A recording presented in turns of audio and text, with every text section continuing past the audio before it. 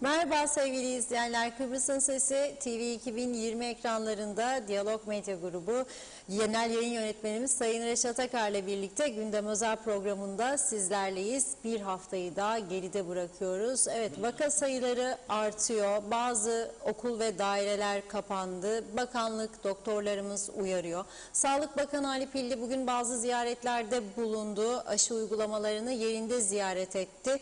Yeterli miktarda aşı olduğunu ve 12 yaş üzerindeki çocuklarımızın da aşılanması gerektiğini vurguladı. Ama aşı ve sağlık servislerindeki yetersizlik de maalesef gözler önünde. Lefkoşa Devlet Hastanesi eski başhekimi Bülent Dizdarlı ile birlikte son durumu değerlendireceğiz. Önlemleri konuşacağız. Bu arada dünyada da Covid ile ilgili yapılan açıklamalar var. Hem aşı hem de yeni varyantlarla ilgili. Tabii sadece pandemi değil, normal hastalarda da sizlerden gelen sıkıntıları hep aktarıyoruz. Hem ilaçlarla ilgili hem doktora ulaşma bakımından ciddi sıkıntılar olduğunu konuşmuştuk. Bugün de çocuğuna ilaç bulamayan bir annenin isyanına şahit olduk. Detayları konuşacağız programımızda.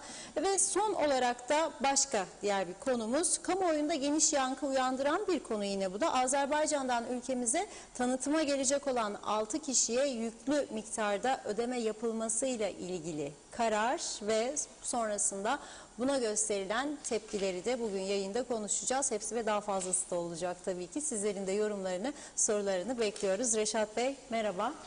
Merhabalar Funda Hanım. Herkese hayırlı günler dileyelim. Hayırlı cumalar. Evet, korona vakaları hepimizi ciddi bir şekilde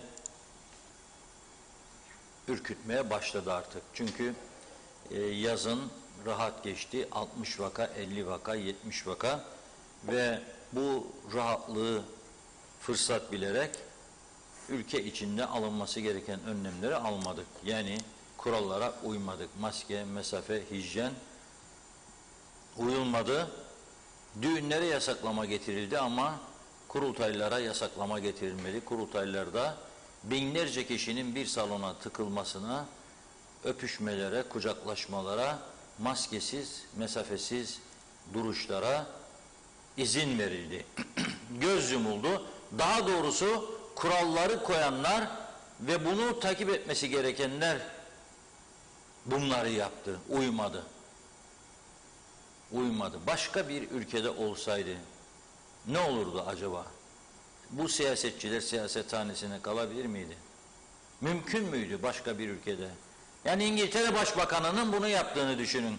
Veya Almanya Başbakanı'nın veya Avustralya veya Yeni Zelanda Başbakanı'nın bunu yaptığını düşünün siz. Ne olur? Yapmazlar zaten onlar. Onlar yapmaz zaten. Ama yaptığını düşünün. Kulaklarından asallar adamı orada. Bizde bunlar oldu. Şimdi patlama yaşanıyor. Gerçekten vahim bir tablo var karşımızda. Bizde 300'lü rakamlar ama test sayısı 16-18 bin civarı. Rumlarda 400 ama dün 70 bin test. 70 bin teste 16-18 bin teste karşılık veriyoruz. Onlarda 400, bizde 300. Bugünkü durumu bilmiyoruz ama bugün itibariyle iki tane önemli gelişme var. Şu ana kadar okullarda meydana gelen vaka sayısı ve Sosyal Sigortalar Dairesi'nin de kapısına kilit vurması. Bugün öğleden sonra daireyi kapattılar. Pazartesi de kapalı olacağını duyurdular. Düşünebilir misiniz? Ay başına geliyoruz. Sosyal Sigortalar Dairesi'nin çok yoğun çalışan bir dairemiz ve Covid-19 vakaları yüzünden kapatılıyor. Aynı şekilde Lapla Yavuzlar Ortaokulu ve Lisesi'nde 4 sınıf bugün Covid dolayısıyla kapatıldı ve o sınıflarda okuyan öğrencilere bileklik takıldı. Sağlık Bakanlığı yanlışlıkla öğrencilerin yerine önce ailelere mesajlar göndermiş. Geliniz bileklikler takılsın, sonra düzeltme yapmışlar. Şu anda da bu Labra bölgesinde yaşayan vatandaşlarımıza buradan geçmiş olsun diyoruz, üzüntülerimizi belirtiyoruz. Bir de mükafat olarak 8 saatten beri elektrikleri kesik bu bölge insanı. Öyle bir ülke olabilir mi? Düşünün siz. 8 saat süreyle sizin elektriklerinizi kesiyorlar. Covid nedeniyle evine kapattığınız çocuklar ve aileler elektrik de yoksa nasıl vakit geçirecek? Ey insanlar! Nasıl vakit geçirecek? Üşüyorsa klima çalıştıramaz. Televizyon göremez, bilgisayar kullanamaz. Nasıl vakit geçirecek bu insanlar? Yatağa girip çekin yorganı üzerinizden 24 saat uyuyor mu diyeceğiz bu insanlara. Ve bu psikoloji altında mı bu hastalıkla mücadele edeceğiz? Nereye gidiyoruz ya? Gerçekten çok vahim bir durumla karşı karşıyayız. Büyük üzüntü içerisindeyim. Bakınız, geçen gün Eğitim Bakanı vallahi billahi de kapatmayacağım okullar dedi. Geçen defa da söyledim, yapma dedim, kapatmayacak dedin, kapatmak zorunda kaldım. Çünkü Sağlık Bakanlığı karar verir buna. Şimdi yine kapanmayacak diyor, yüz eğitimden. Keşke devam etse. Bizim istediğimiz de budur. Ama bu şartlarda zorlanmaya başladı her şey. Bakınız, bugün kendisi açıkladı, Eğitim Bakanlığı bizzat. Son bir haftada 416 öğrenci, 50 öğretmen, 12 personel pozitif bir haftada. 877 öğrenci, 94 öğretmen, 22 personel temaslı. Yani sen bu durumda öğretmen, öğrenci 1000 kişi eğitimin dışında zaten şu anda. Bir haftada konuşuyoruz bunu. 10 gün süre veriyorsunuz pozitif olduktan sonra. Demek ki 2 haftayı birleştirdiğimizde 2 haftanın rakamlarını 30 gün ortaya çıkıyor. Yani şimdi özür dilerim 20 gün okuldan uzak demektir. 2 hafta pozitif olanlar öğretmen ve öğrenciler. Şimdi bu bize neyi gösteriyor? Durumun ciddiyetini gösteriyor. Peki neden öğrenciler bu kadar çok pozitif vaka ile karşı karşıya kalıyor ve öğretmenler, ama ezici çoğunluk öğrenci gördüğümüz gibi? Çünkü aşı eksiği var. Çünkü başından beri okullarda aşıyı mecbur hale getirmediler. Defalarca, haftalardır, aylardır buradan çağrı yaptığımız halde öğretmenlere, kamu çalışanlarına aşı mecburiyeti getirmediler. Bunun bedelini halka, insanlara ödetiyorlar. Bunun bedelini ekonomiye ödetiyorlar. Her taraf çökme tehlikesiyle karşı karşıyadır. Dikkatinizi çekiyorum. Bu korona olan pozitif çıkan çocuğun anasını babasını da eve kilitliyorsunuz. Ve iş yeri sahibi ise, dükkanı varsa dükkanı kapatmak zorunda kalıyor. Herkes kamu görevlisi değildir bu ülkede. Kamu görevlisi olana ay başı maaşını ödüyorsun, hadi anladık. Ama özelde çalışana, kendi işletmesi olana hiçbir şey yapmıyorsun. Sigortaya başvuracak da sigorta bir zaman gelecek de ödeyecek.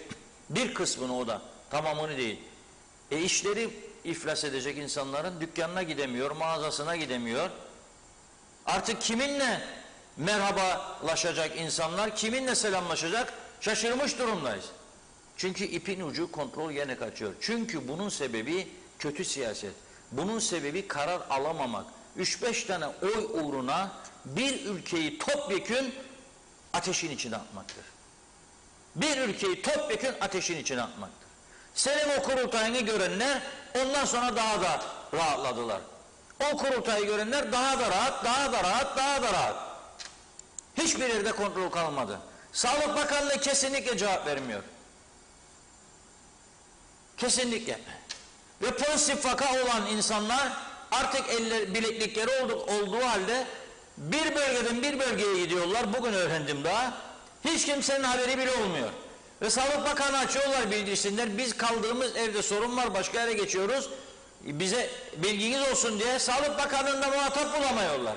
Kimse cevap vermiyor. Sağlık Bakanı da artık cevap verebilecek durumda değil. O kadar çok telefon, şikayet cevap verebilecek durumda değil. Bir vatandaşımız yazdı bugün. Bir saatlik aram vardı diyor öğleyin. Annem babam için randevu almak amacıyla hastaneye gittim diyor.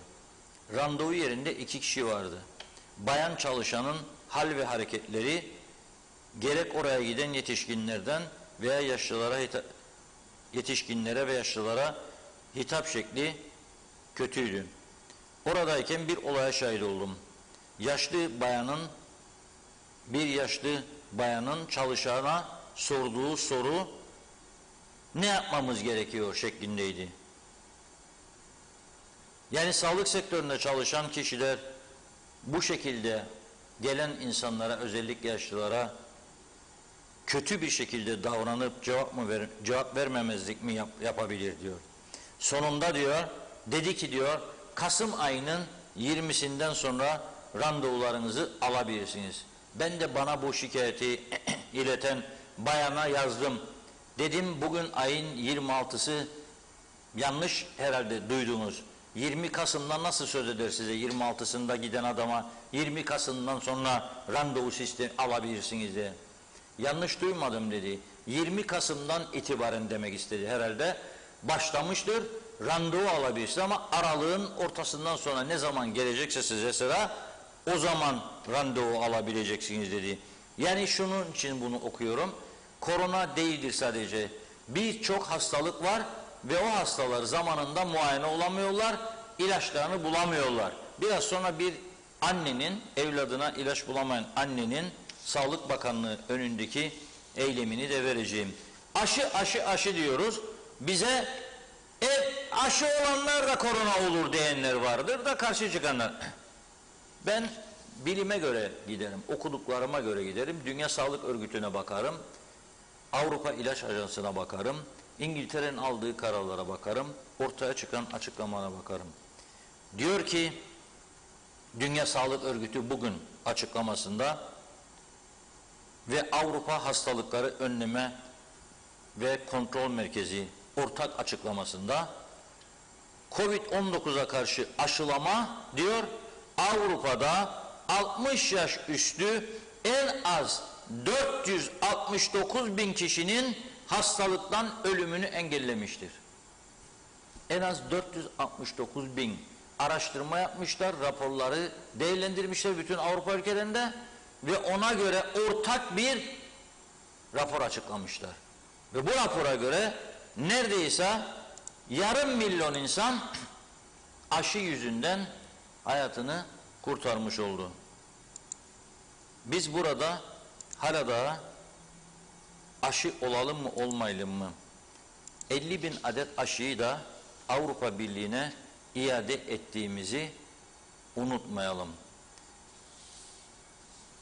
Ve kontrolsüzlük ve kurallara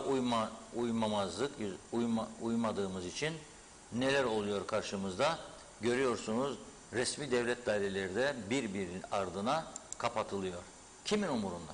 Sosyal sigorta çalışmamış, işler durmuş. Kimin umurunda?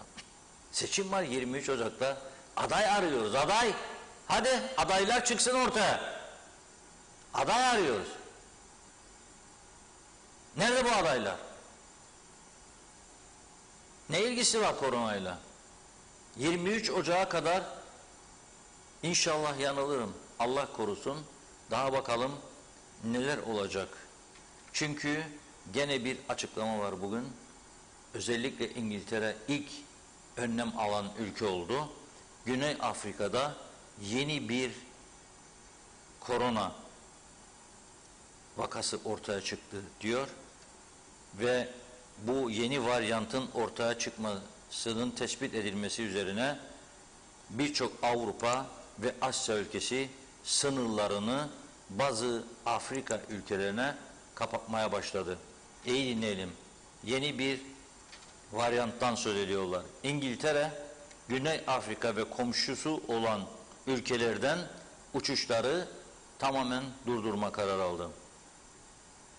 Ve İngiliz vatandaşları varsa o ülkelerden dönmekte olan onlara da karantina zorunluluğu getirdi. Avrupa Komisyonu Başkanı Van der Leyen de Avrupa Birliği ülkelerinin bu bölgelerden seyahatleri durdurma hazırlığında olduğunu açıkladı. 27 üye AB üyesine durum çok hızla ilerliyor. Bu varyantın yayılmasını yavaşlatmak için elimizden gelenin en iyisini yapmak istiyoruz demiş. Ve bu çerçevede sadece İngiltere değil, İtalya Sağlık Bakanı Roberto Speranza da bir açıklama yapmış ve Güney Afrika, Lesotho, Botswana, Zimbabwe, Mozambik, Namibya ve Eswati'den gelen uçuşları askıya aldıklarını duyurmuş. Aynı şekilde Fransız hükümeti bu sabahtan itibaren o ülkelerden tüm uçuşları yasaklamış. Almanya'da bu konuda karar alma aşamasında. Biz burada neyle uğraşıyoruz? Zafer, zafer, zafer. 23 Ocak önce Kurultay Zaferi, sonra 23 Ocak Zaferi. 23 Ocak Zaferi'ne müthiş bir hızla hazırlanıyoruz. Ve Sağlık Bakanımız bugün Atlek Samveliler Ortaokulu ve Alife Yaşlı Merkezi'ni ziyaret etmiş ve orada aşılama çalışmaları hakkında bilgi almış. 12-18 yaş arası çocuklarımızın aşılanması için aşı seferberliği devam ediyormuş dedi.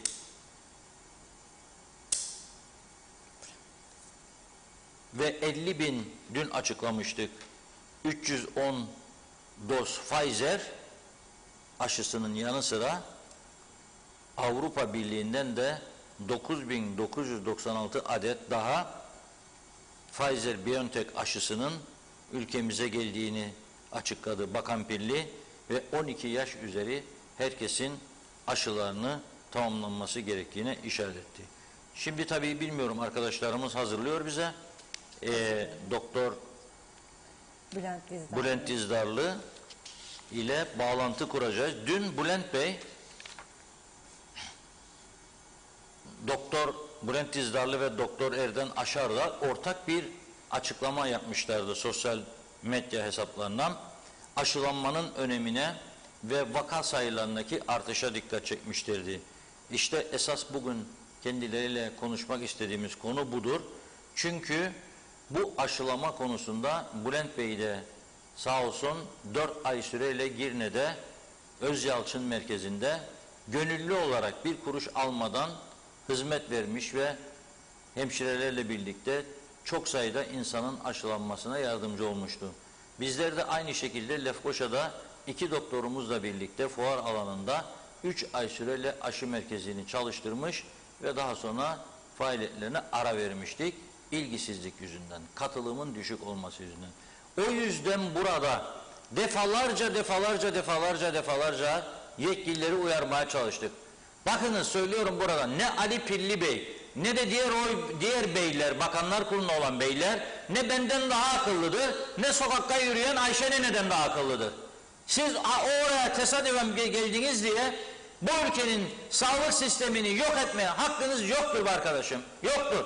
Neden bu aşılama konusunda hala da en azından devlet kurumlarına girişle çıkışları kontrol altına almıyorsunuz? Arkadaşım, devlet memurusun, aşıya karşı mısın? Karşısın. Gelmeyeceksin o zaman bu bakanlığa. Ta ki bitsin bu virüs, izinlisin. Ödeneksiz izinlisin. Hiç yapabileceği bir şey yoktur. Mahkeme zaten size bu konuda güç verdi, destek verdi. Yapılan şikayetleri reddetti mahkeme. Elinizde bu kadar büyük güç varken, aralarında sizin partilileriniz de var diye ne hakkınız var bir ülkeyi topyekün bu kadar tehlikeye götürmeye? Ne hakkınız var? Bütün ekonomiyi mahvediyorsunuz. Bütün insanların sağlığıyla oynuyorsunuz. Aileler perişan, psikolojiler bozulmuş. İnsanlar evlerinde kendi kendilerine konuşa çıldırmak üzere. Herkesin bir psikiyatrise ihtiyacın olduğu bir dönemden geçiyoruz. En iyi bildiğimiz, en güvendiğimiz insanlar çıldırmış durumda bu ülkede ya. Çıldırmış. Yeter artık. Bir de ağır şartlardan geçiyoruz.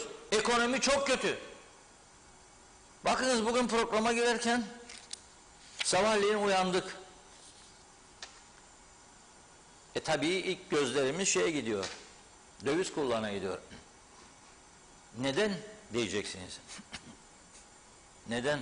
Bu elimizde gördüğünüz gazete var ya, kağıt dolar, mürekkep euro, parçalar, makine parçaları bir arıza olduğunda sterling İngiltere'den geliyor. Bunlara para hazırlayacaksınız. Türk parası alıp da hazırlayacaksınız. Hepimizin işi zor. Fiyatlar değişiyor diye eleştirdiğimiz ithalatçı satıcıya da düşünün. Her an her dakika değişiyor. Dün buradan okumuştum size. Un fiyatları bile artık günlük belirleniyor.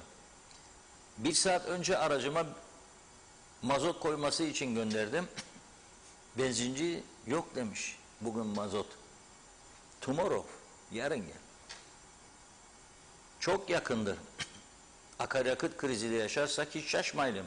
Çark gene tersine dönerse, Rumlar buraya gelirken biz buradan oraya hücum gidersek, herhangi bir çalışma olmadığını gösteriyor. Depoların boş olduğunu gösteriyor. Hiçbir konuda hazırlığımızın olmadığını gösteriyor.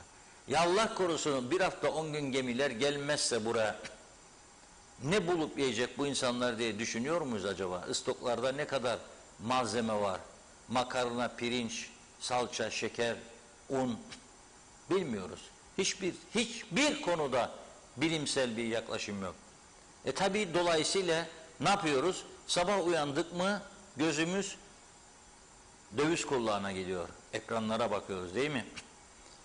%1 civarında 0,7-71 civarı bir yükselme vardı. Sonra ne oldu? Biz programa gireceğimizde %4,5'a çıktı gene TL'nin değer kaybı bugün. Az önce aldığım rakamlar dolar 12,53, sterlin 16,7, euro 14,15. Bu da Kavala tepkisi Türk hükümetine. Osman Kavala iş adamı 4 yıldır cezaevinde, aleyhinde şu ana kadar getirilmiş herhangi bir suçlama yok ama 4 yıldır orada ve bugün serbest bırakılması yönündeki duruşmada tutukluluğunun devamına karar verilmiş. Yabancı diplomatların da izlediği, yabancı basında izlediği bu mahkeme olayından sonra Türk parası ciddi oranda değer kaybetmeye başladı. Yani piyasalar da bu karara tepki verdi. Oy çokluğuyla alınmış bir karar ama oy çokluğuyla da alınsa iş adamı Osman Kavala cezaevinde kalmaya devam edecek demektir. Ve döviz de bu şekilde değer kazanacak. Türk parası değer kaybedecek. Bu rakamlara baktığımız zaman gerçekten piyasada istikrarı nasıl sağlayacağı KKTC hükümetinin ilginç bir durum. Ne yapayım falan diyemezler. Çünkü kriz derinleştikçe derinleşiyor. Bir taraftan ekonomi, bir taraftan sağlık, korona gerçekten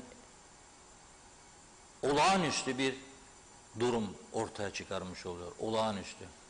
Bunun farkına varmalarını diliyorum. KKTC'yi yönettiğini iddia edenlerin ve oturup daha tutarlı, daha keskin kararlar almasının zamanı gelmiştir diyorum. Hazır mı? Hazır olmak üzere, bir iki dakikamız varmış, arkadaşlarımız öyle söyledi. Evet, çünkü başka konuya geçmeden korona konusunu başlattık, sağlık konusunu. Onunla devam edip ondan sonra diğer konularımıza geçmek istiyorum. Bir konu daha vardı, onu da aktarayım. Kamuoyunun bilgisinden kaçan dün enteresan bir durum olmuş. O zaman şeyi verebiliriz. Hazır mı? Evet, hazır şu anda. Vatandaşımızın tepkisi. Bülent Bey hattımızda şu anda. Eski Başhekim Doktor Bülent Dizdarlı. Merhabalar.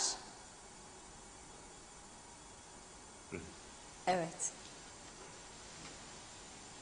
Doktorum bak elimi kal. Görürsen beni okeydir. Nasılsınız? Duyuyorum Reşat Bey. Gayet iyiyim, teşekkür ederim. Evet. Daha doğrusu biraz grip oldum ben de ama Grip mi? ilave ediyorum, tamamdır. Geçmiş olsun çok. PCR'ımı yaptırdım yani, PCR'ım negatif. Evet. Böyle gayet bir durum söz konusu değil. Geçmiş olsun. Çok salgın. Herkeste şimdi grip var. Yani çok dikkat etmek lazım. Tabii yani geçen sene biliyorsun bu grip salgını da çok yoktu. Çünkü daha kapalıydık, daha izoleydik, maske takıyorduk, mesafeydik. Koronadan korunacağız diye gripten de korunuyorduk. Bir de aşıları getirtmiştik bir şekilde. Aşı da olmuştuk gribe karşı. Doğru. Bu sene ben dahi aşı bulamadım. Yani aşı olamadım maalesef. Grip aşısını olamadım. Öyle bir sıkıntı yaşadık. Ve geldi buldu yani. Bir öyle 2 gün falan da yattım. Şimdi iyiyim ama çok şükür. Evet, şimdi dün bir paylaşım yaptınız. Evet. Ve Doktor Erden Aşardağ'la birlikte Evet. ve aşı konusuna dikkat çekiyorsunuz. Evet. Bazı gecikmelere dikkat çekiyorsunuz ve önerilerde bulunuyorsunuz. Ben öncelikle sizin bu cesaretli açıklamanızdan dolayı sizi kutluyorum. Çünkü birçok insan maalesef aman onu gücendirmeyeyim, aman bunu gücendirmeyeyim, aman şu olsun bu olsun diye mesleki bilgisini de ortaya koymaktan çekiniyor. Yapılması gerekenleri söylemiyor. Onun için siz daha rahat bir şekilde söylediğiniz için sizi kutluyorum. Şimdi bu aşı işi Sağlık Bakanlığı'nın böyle arada bir ziyaret ettiği yerde bir demeç veriyor Sağlık Bakanı. Başbakan da diyor ki aşılamanın yeteri orana ulaşamaması beni üzüyor diyor. Ondan önceki başbakan da aynısını söylemişti benim programda bağlandığında. Ne öneriyorsunuz? Ne yapması lazım acilen hükümetin? Yani şimdi 300 tane günde hasta çıkıyor.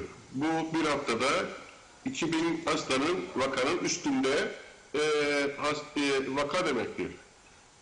Bu da ayda 4 haftanın hesaplanınca 8.000. Yani bizim bir ayda aslında eğer bu süratle devam edecek olursa sağlık servislerimizde ciddi bir çökme söz konusu olabilir. Biz zaten Eylül, Ekim, Kasım aylarında bu çökmenin olacağını, bu koronanın bir dalga halinde geleceğini söylemiştik, öngörmüştük ve bu gerçekleşiyor şu anda.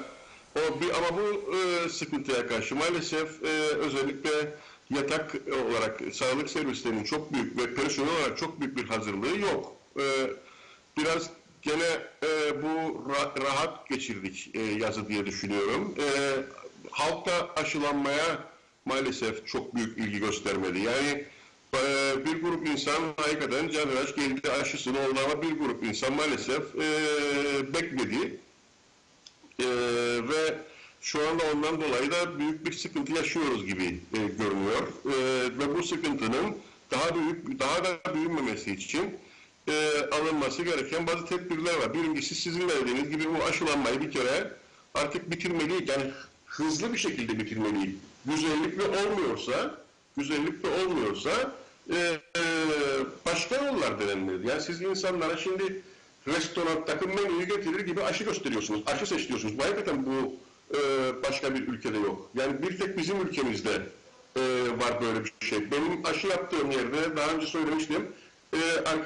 Bir İngiltere'den gelen arkadaşım orada aşıları anlattığımda insanlara sen ne yapıyorsun dedi bana. Yani nedir yaptığın, böyle bir şey mi olur? Biz İngiltere'de gittik, oturduk, bize aşı yaptılar. Elimize bir de kart verdiler, kapıdan çıkarken hangi aşıdan olduğumu dedi, ben dedi, gördüm dedi. Nedir bu dedi sizdeki şey, şımarıklık bu şey. Herkes dedi bir aşı olacak işte dedi. Bunun başka çaresi yok ama bizde böyle değil. Bizde maalesef insanlar menüde çeşidi gördük sonra daha iyisi var mıdır diyerekten biraz imtina ettiler aşı olmaktan. Orada büyük bir sıkıntı yaşadık açıkçası. Ve sağlık, düşünün yani aşı iade ettik biz ya. Yani bunu hala düşünüyorum da çıldırasım geliyor. Yani dünyanın en iyi aşılarından biri olan AstraZeneca aşısını geri verdik. 50.000 doz hem de yani. Ve şu anda da elimizde çok şükür 60.000 doza yakın işte Türkiye'den gelen 50.000 doz, 10.000'e yakın doz da Avrupa Birliği'nden gelmiş. 60.000 doz BioNTech var. Bunu en azından çok kısa bir zaman içerisinde insanlarımıza aşılamak. Bir de şunu söylemek isterim Reşat Bey. Çok büyük bir sıkıntı daha var gözlemlediğim. Arkadaşların artık bazı şeylerden vazgeçmesi de lazım. Hala daha duyum alıyorum ki çalışma izni olmayan, ikamet izni olmayan insanlara aşı yapılmıyormuş aşı merkezlerinde giderek gittiklerinde. Bu kabul edilir bir şey değildir. Birincisi bu insandır bunlar ve aşılanmak isteyen her insan sizin kapınıza geldiğinde aşılanmalıdırlar. Bunun herhangi bir kuralı olmamalıdır.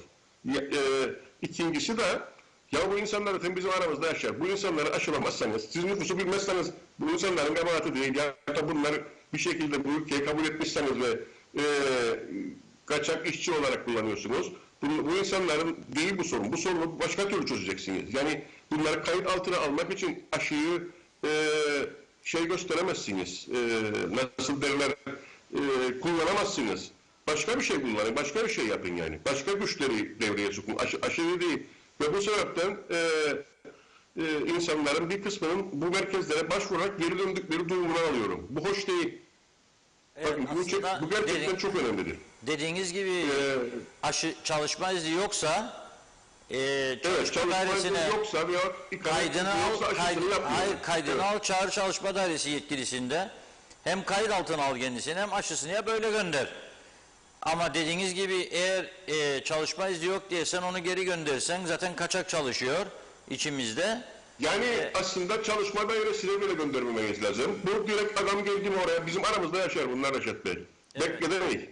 Şu anda artık bıçak sırtındayız ve aşı olmaya gelen herkesi sadece kimliğini kayıt ederek, kim olduğunu kayıt ederek aşı yapmalıyız biz. Başka çaremiz yoktur. Siz o adamı çünkü adam çalışma izni için gönderdiğinizde bir başka sıkıntıyla karşılaştığını söylüyor ve aşı olmaktan imtina ediyor. Halbuki aşı olmak gönüllü gelmiş bir insanı kapıdan göndermek çok doğru bir şey değil bu aşamada. Artık yapmak gerekir bu aşıları. Evet. Ben açıkçası benim kendi düşüncem budur. Zaten bu bir insan hakkı, esas insan hakkı da budur. Yani odur budur işte o kıstaslar böyle. O insan bu insanı da ayırmaya gerek yok. Aşı olmak isteyen herkese aşılamak durumundayım. Öyle olması lazım. Aşı olmayanların... Bu konuda çok şikayet alıyorum son günlerde. Beni de çok rahatsız etti. Sizin aracılığınızdan dillendirmek istedim. Aşı olmayanlar... 2000 vaka günde o haftada çıkıyor. Şurada. Sağlık servisini ciddi olarak rahatsız etmeye başladı. Çünkü biliyorsun yataklar doldu. 2500-3000 tane hasta var. Bunların 82 tanesi hastanede yatıyor duyduğum kadarıyla. Akşam aldım bu bilgiyi yalnız. 24 saat oldu bugün için bilmiyorum. Ve işte yatakların 13-14 yatak var boş. Yoğun bakımda 24 yatak vardı. 4 yatak kaldı boş. Fakat arkadaşlarımız 12 tane yeni yatakla depolardan işte ventilasyon cihazlarını falan çıkartarak 12 yataklık yeni bir bölüm daha hazırladılar yoğun bakıma. Ancak bununla ilgili ciddi hemşire talepleri var. Yani yatağa koymadan olmaz. İşte 4 tane doktorumuz var. 3'ü 4 oldu. En azından doktor sayısı bir arttı. Ama hemşire artmadı. Bu da büyük bir sıkıntıdır. Çünkü yatak başı hemşire sayısı yoğun bakımlarda çok önemlidir. O hastanın doğru dürüst bakılabilmesi adına. Yani bu hakikaten çok önemli bir kriterdir. Siz yatağı istediğiniz kadar yatak koyun. Eğer ona yeterli sayıda hemşire koyamazsanız o yatağın başına ki yoğun bakımlarda bu birebirdir. Yani her yatağa en az bir hemşire koymanız gerekir. Çünkü vardiya olarak döner bunlar. Yani hep devamlı çalıştıklarını düşünmeyeceksiniz. Bu hemşireleri bir an evvel bulup istihdam edip birleştirmek yahut da bir yerlerden tekrar çekmek lazım ki çektiğiniz zaman da o servisler rahatsız oluyor.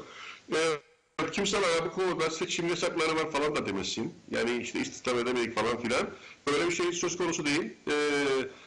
Hepimiz çok iyi biliyoruz ki yasalar Yüksek Seçim Kurulu'na başvurulduğunda ve böyle bir zaruriyet söz konusu olduğunda istihdam yapılabileceği yönünde izin alınabileceğini ve yönünde yazılmıştır. Yani bu şekildedir. Yapılabilir Yüksek Seçim Kurulu'na izin alınarak ve bir an evvel yapılmalıdır diyorum. En azından bu arkadaşlarımızın bu kurduğu 12 yatağı daha kullanarak sağlık servislerinin biraz daha direnmesine çalışmalıyız. Evet, bu yazıyı yazdık biz Erdem'le dünden beri ve acayip bombardıman altındayız.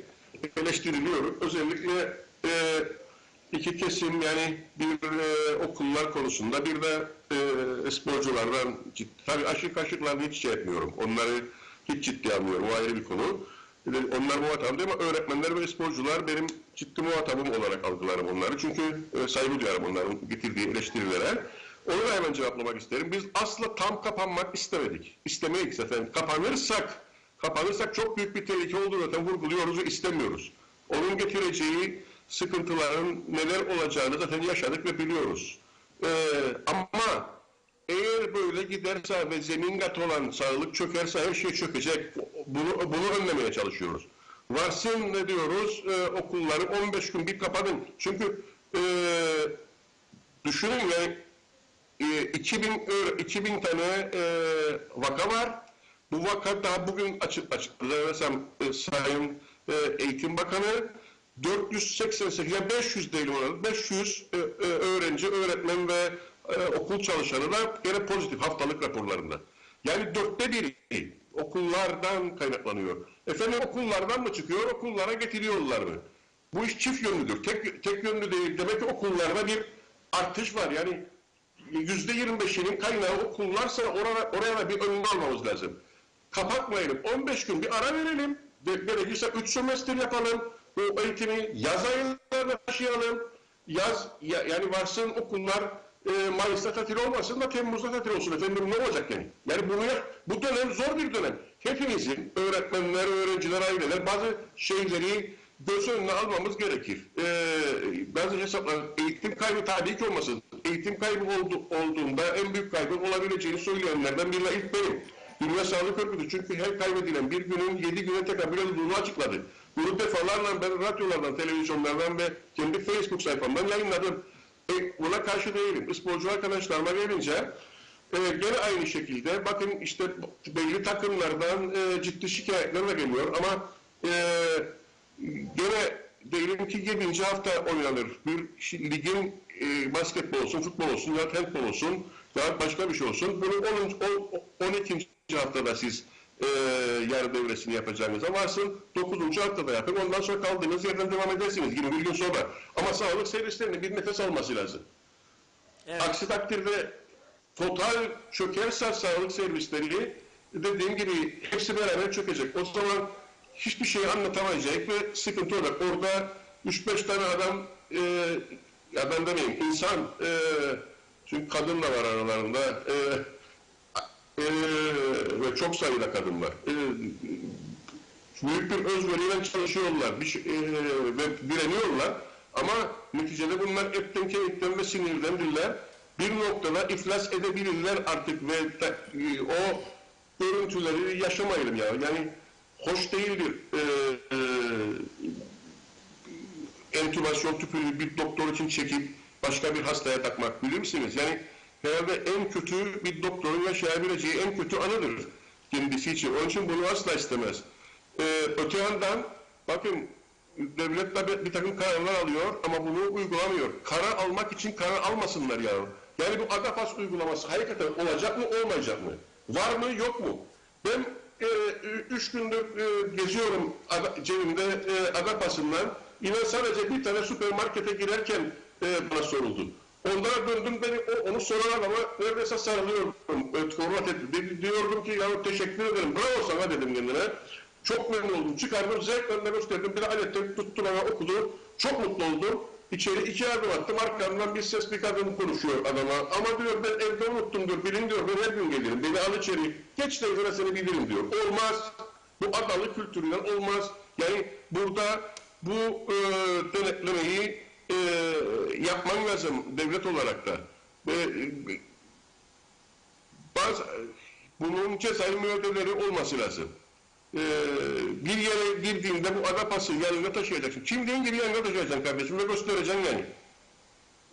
Aşısız da dediğim gibi onu hiç artık kale almıyorum, konuşmak da istemiyorum. Bak çünkü aşı karşıtları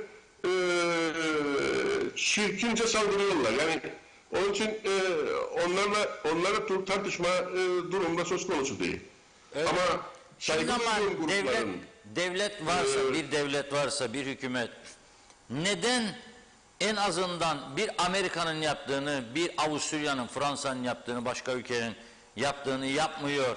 Neden kamu çalışanlarına aşı şartı getirmedi bugüne kadar? Siz de karşı çıkıyorsunuz. Siz de dediniz ki yapması lazım. Hatta kurumlara girmesi yasaklanmalıdır diyorsunuz siz de. Aşısızların Evet. devlet kurumlarına ve özel sektör kurumlarına girmesi yasaklama. Kesinlikle ve sizin de ifade ettiğiniz gibi çünkü onlar devlet ve o devletlerin ciddi siyaset adamları vardır. Toplumunu düşünen, bizdekilerin ise maalesef çok açık ve net konuşacağım, gene acımasız düşünceleri dediğimiz gibi sadece koltuklarını korumaktır. Evet. Bu tabii ki şu anda iktidarda olanlar için geçerlidir. Bunu bir an evvel yapmalıdırlar. Aksi takdirde bu toplumun başına gelebilecek olan daha büyük felaketlerden onlar sorumludurlar. Dümenin başında oturan kaptandır sorumlu olan. Ha biz inşallah yanılırız. O ayrı bir konu. Yani biz asla öngörülerimizin doğru çıkmasını isteriz ama maalesef bugüne kadar söylediklerimizin %98'i doğru çıktı ve böyle yaşadık bunları. Onun için artık dediğim gibi bazı tedbirleri radikal almak durumundayım. Yarın öbür gün eğer bu hastaneler dolar taşarsa, havuz taşarsa, su altında kalırsak ne olacak? Aynen öyle. Aynen öyle. Hala da Yani ve turizm mi kalacak, ekonomi mi kalacak, adalet mi kalacak? Söyleyin bana. Kim? Onun için önce sağlığı iyi korumalıyız. Doğrudur. Kapanma istiyorsun diyorlar. Hayır. Bakın defalarla söylüyorum. Kapanma istemiyorum. Tedbir istiyorum. Kapanmak belki kısa süreli olabilir ama böyle ve bazı kesimler için olabilir. Herkes için değil. kapanma işte dediğiniz siz yani okullar bir süre tatil olsun diyorsunuz. Çünkü bulaş artmıştır okullarda. Çünkü sen başından beri 2 gün önce arkadaşımıza sordurdum Eğitim Bakanı'na. Aşısız doktorların okula girişini yasaklamayı düşünüyor musunuz? Müthiş tepki göstermiş arkadaşım. Ne münasebet? Devlet yapmadı da ben devlet dairelerinde çoğu aşısız da ben eğitimde mi yapacağım? Ya aynı kabinenin üyesisiniz. Oturun bir karar alın. Kabine de sana söyle Sayın Başbakanım de. Olmuyor böyle de. Devlet dairelerinde çok aşırı insan var. Aa bak bir kapandı gitti. Kimin umurunda? Aybaşı ödeyecek. Ne diyor? Ödeyeceksin kardeşim diyor. Devlet memuru. Ödenecek. Bir kuruş eksik olmadan ödeyeceğim seni diyor. Sorumluluk taşımıyorlar. Onun için niye sen KKTC hiç cebinde bir kuruş para yok.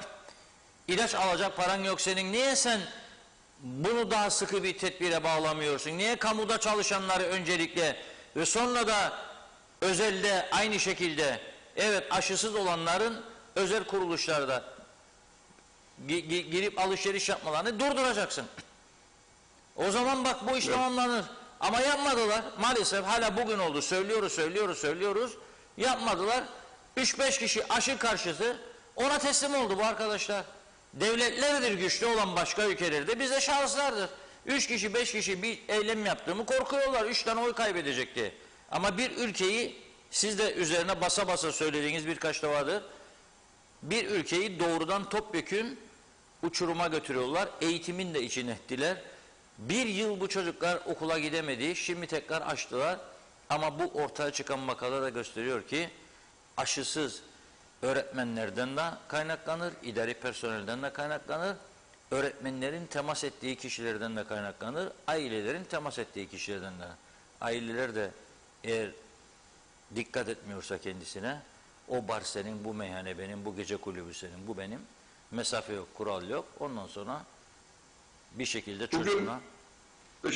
Beşer Bey bugün çok sayıda işte bir şeyden dolayı mesaj da aldım. Yani arkadaşlardan hem telefonda ettiler. Bazı özel şirket direktörleri aradılar ve aynen bu kuralı kendi şirketlerinde uyguladıklarını söylediler. Devlet dairelerinin bazı müdürleri aradı birkaç tanesi. Biz de dairemizde bunu yaptırdık ve insanları tabii onlar ödeneksiz değil ama bir şekilde gönderiyorlar. Nasıl gönderiyorlar bilmiyorum. Ama işin acı tarafını söyleyeyim. Maalesef hastanelerden de arandım. Bu hastanelerin içerisinde aşısız hekim, hemşire ve laboratuvar mensuplarının olduğunu ve çalışma arkadaşları olarak çok rahatsızlık duyduklarını, kendilerini keyfi altında hissettiklerini bildiren meslektaşlarım veyahut da sağlık çalışanları da oldu. Açıkçası buna örnek olacak olan önce Sağlık Bakanlığı olması lazım. elini taşın altına koyup ilk önce onun benim bakanlığımdaki dönemde ya da çalışma evlerinde bu uygulama aynen geçerli deyip önce kendinden başlatması lazım diye düşünüyorum. Çok doğru. Şimdi ben bugün gündeme getirmek istiyordum ama bir eski Sağlık Bakanımızla konuştum, sordum. Neden? Çünkü çok dikkatimi çekiyor. Bizim bir sağlık üst kurulumuz var. Her hafta Evet. korona ile ilgili kararları açıklar. Çarşaf. Onlar artık maktu hale getirildi. İstedikleri bir iki tanesini değiştirirler. Sonra 20 sayfa, 30 sayfa, 40 sayfa veriyorlar.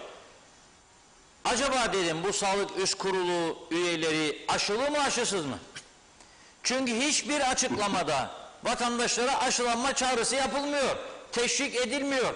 Ya bakıyorum Rum televizyonlarına, bakıyorum Türkiye televizyonlarına, bakıyorum diğer televizyonlara, aşılanmayla ilgili devamlı kampanyalar, reklamlar, ünlü kişileri ekrana getiriyorlar. Aşıyla ilgili sloganlar söyletiyorlar. Aşılanın şudur budur falan. Bizde hiçbir şey yok. Bak hiçbir şey. Ve biz buradan kapı açtık, dedik ki bedava yayınlayacak ya, para istemeyi gönderin, hazırlayın birkaç bir şeyler. Bu aşılanmanın önemini anlatan sözler, tanınmış ünlü kişileri bulun, yaptırın, bütün dünyanın yaptığını yapmalılar. Gerçekten halen merak ediyorum, bu sağlık üst kurulu hiç değinmiyor bu aşı konusuna. Acaba onlarda da aşısız var mı diye merak ediyorum. Eski bakan... Muhtemelen hepsi aşılıdır ya. Ama o da öyle dedi bana. Muhtemelen ama siz şimdi dediniz ki doktorlar var, hemşireler var, aşısız dediniz. Biraz değinmeleri lazım. Bir de yani bu üst kurul konusu lafı açılmışken şunu da söyleyeyim. Üst kurulun da hala daha Reşat Bey yani daha doğrusu ilgili kurulmasına neden olan yasanın içerisindeki bütün kurullar tamamlanmış değildi. Bir tek üst kurul vardı. Halbuki başka 2 tane daha alt kurul vardır. Laboratuvar kurulu, filasyon grubu diye. Onların önerileri doğrultusunda toplanılması gerekir der TÜZÜK ama maalesef sadece bir üst kurul kuruldu ve TÜZÜK'ün gerekleri hala daha yerine getirilmiyor. Oysa bu kadar zamandır geçti, bu işin yapılması lazımdı. Aynı pandemi hastanesindeki arkadaşlarımızın aslında hayalet çalışması gibi. Bunu neden söylüyorum? Çünkü bakın o hastaneyi Türkiye'ye geldi yaptı, neredeyse üzerinden 1 yıl geçti. Hala daha teşkilatı yoktur. O hastanede kim çalışacak? Kaç doktor olacak? Kaç hemşire olması gerekir? 5 tane ameliyathanesi var benim bildiğim. Cerrahı olacak mı? Jinekoloğu olacak mı? Bakın çocuk doktoru aradılar. Çocuk doktoru o bir hastanede, yani Burhan Nalbantoğlu Hastanesi'nde sezeryandaydı o gün. Orada işi bitmeden gelemedi. Peki ama bu hastanenin çocuk doktoruna ihtiyacı yok mu? Neden bunun teşkilatını yapmıyorsun? Bakın yapın ve onları da istihdam edin. Bir an evvel madem ki binayı yaptınız, içini de insan iş gücüyle doldurmakla yükümlüsünüz. Yoktur yani. Çünkü başka yerden taşıdığınızda yani aldınız çocuk doktorunu, o taraftaki işi aksadı. Cerrahı getirirsiniz, yoğun bakımcılar hem o tarafta hem bu tarafta. Yani çocuklar artık normal insan olmaktan çıktılar. Gördüm kendilerini, üzerlerinde et yok. Yani eğilen, git gelden o yolda herhalde kilo veriyorlar. Yani günah o çocuklara ya. Yani biraz hiç olmazsa bir tanesini orada sorumlu tut, orada işini yapsın. O bir ikisi o bir taraf yapsın. Arada ne bileyim bir kadrolar olsun ve istihdam et. Yok bana uğraşın şimdi mesela hala daha kooperatife alacaksın, işçi alacaksın diye. Yani seçim üstü seçim yasaklarına Esas senin sıkıntın burada teşkilat yasan yok. Kurdun binayı, tamam çok güzel, şahane.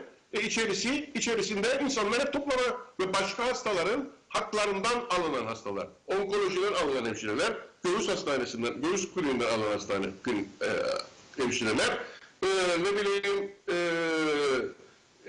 işte sağlık ocaklarından getirilen hemşireler, bir sürü insan üstüne çalışıyorlar ama o ayrı bir konu.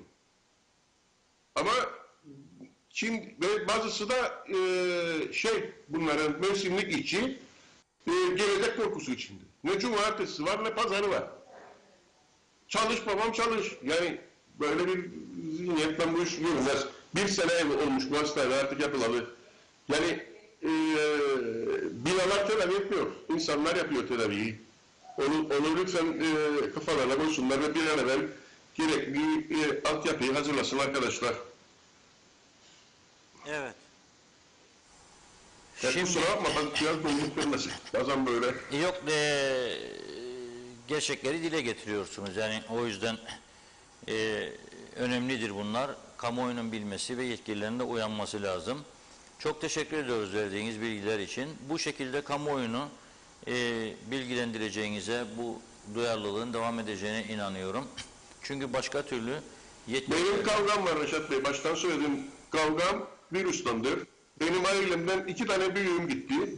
Bu virüsten ben kavgaya girdim. Söyledim bunu başından beri. Ve biz kazanacağız. İnsanlık kazanacak. Ne olursa olsun. Doğru. Çok teşekkür ediyoruz. Kendinize iyi bakın. Evet. Doktor Bülent Dizdarlı ne diyor? Hastanede diyor, daha diyor aşılanmamış doktor var, hemşire var, sağlık görevlisi var diyor. Ali Pilli Bey, pilleri kuvvetlendirin lütfen. Ya önce sağlık çalışanlarını aşılandırın ya da bu davayı kaybetmiş olduğumuzu ilan edin. 2 tane seçenek var.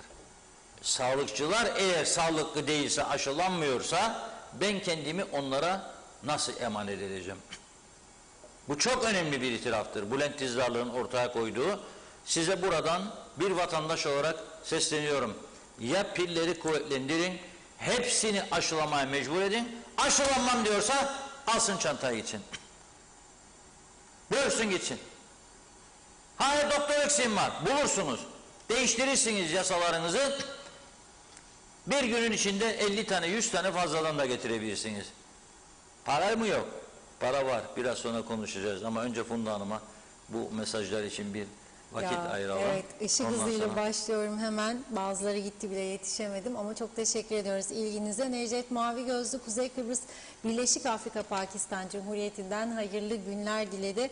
Evet, diyor ki yeni çıkan varyant, inşallah bu yeni çıkan varyant sebep olur da Afrika'dan Kuzey Kıbrıs'a açılan kapıların kapanmasına sebep olur. Buradaki Afrika kökenlileri de geriye gönderirler demiş. Burası Afrika'nın bir ilçesi gibi oldu demiş, yaptıkları da cabası diyor. Bülent Küçük, sonumuz hepimizin ya açık hava tımarhanesi ya da açık hava hapishanesi olacaktır yazdı. Mustafa Özcan, Doktor Bülent Dizdarlı Bey bugün açıkladı, hastanede görev yapan birçok görevlinin aşısı yok diye. Sağlık Bakanı Ali Pilli Bey'in bundan haberi var mı diye sormuş. Yoksa SSK gibi hastaneleri de mi kapatmayı düşünüyor diyor. İzzet Kahraman, bunun suçlusu biz değiliz. Türk lirası kullandığımız sürece biz hep zarar göreceğiz. Bir kapıya muhtaç edildik demiş. Belgin Rıfat, evet, acaba sizin programdaki konuşmalarınızdan etkilenmeye mi başladı döviz Reşat Bey? Hiç güleceğim yoktu doğrusu diyor. Mustafa Kara Salih'te 12-16 yaşındaki çocuklarım Temmuz sonu korona oldu ve pek sıkıntı çekmeden iyileştiler. 2 Kasım'da bir doz BioNTech oldular. 23'ünde ikinci doz için randevu verdiler. Hastalık geçirdikleri için Adapas almaya hak kazandılar ve aldık. Gittiğim hastanedeki hemşire arkadaşlar ikinci dozu yaptırmamamı önerdiler. Aklım çok karışık, yapalım mı yapmayalım mı diye soruyor. Kozoğlu Serhat, bankalara olan döviz borç taksitleri de sabitlendi mi diye bir sorusu var. Evet, Kamil Özalay Almanya'dan selamlarını yolladı. Allah hepimizi korusun diyor. Necdet Mavi Gözlü, benzin ve mazot hakkında hiçbir şikayet etmeye hakkımız yok. Barikatlar açılmadan önce de her gün hükümete çağrı yaptınız. Biz de benzin şu kadar, güneyde bu kadar dedik, açın kapıları. Hükümet kasasına para aksın diyordunuz. Domates, salatalık da aynı şekilde. Barikatlar açıldı. Yukarıda saydığımız şeylerin fiyatı da uzaya fırladı. Bu ürünlerin de alıcısı çoğaldı demiş. Evet, her gün bir önceki günden daha pahalı olmaya başladı demiş. Evet, Vedat Allah Kerim hayırlı yayınlar diliyor. Sevilay Gürbağ, Lefkoşa Burhan Nalbantoğlu Hastanesi'nde kaç günden beri telefonlar bozuk. Randevu alamadım. Bugün Mausa'dan Lefkoşa'ya gittim randevu alayım diye. Oradaki personel kimliğimi istedi. Pazartesi için kan tahlili için randevu istedim. Bana 14 Aralık için randevu verdi. Ben de 1 Aralık'ta doktordan randevum var. Bana hani 14'ünde verdiğinde ne yapacağım demiş. Geç kalıyorum. Ben böbrek hastası bir insan olduğumu söyledim, çıktım, geldim, şikayet edeceğimi de söyledim kendisine. Hiç yardımcı olmadı diyor. Bir de tavırla şikayet et beni diye sistem etti demiş. Yazıklar olsun diye ekledi. Ahmet Kaplan da evet Reşat Bey iyi programlar dilemek istiyorum ama ne sizlerde iyi derecede moral var ne de bende ne de halkta. Battık. Ben esnafım. Eve ekmek götürecek kazanç kalmadı. Öbür taraftan Azerbaycan'dan gelenlere 68 bin sterlin ödenek çıkartılıyorlar. TL bazında 1.268.000 lira. Onlara ödeniyor. Bu olaya nasıl bakıyorsunuz? Saygılar demiş. Evet, İzzet Kahraman, Reşat Bey kimler aşı bulamazken Ersin Tatar gezmeye gidiyor diyor. Halkın parasıyla geziyor diyor ama halka aşı almaz, bu nasıl bir zihniyettir demiş. Evet. Belgin Rıfat, olabildiğince evde oturmak, eğer işiniz yoksa ya da emekliyseniz ve kronik hastalıklarınız varsa özellikle dışarı çıkmazsanız, evinize de misafir almaz, yalnızca aile bireyleriyle görüşürseniz, alışverişinizi etrafınızdaki sağlıklı ve genç kişilerden rica ederseniz belki biraz can sıkıntısı yaşarsınız ama yaşamak için, sağlıklı kalmak için gayret etmeniz gerekir. Kendi kendinizi korumanız gerekir dedi. Hasan Egelioğlu, kapatmasınlar kapıları diyor. Evet, Malik Efe Yalman'da Allah Allah aşıda çatır çatır insanlar öldü demiş aşı olunca. Ölümler azaldı, hastaneye yatışlar azaldı diye hep bunların bilimsel istatistik kayıtları da var, belirtelim. Evet, çalışma izni olmayan gitsin adadan demiş. Evet.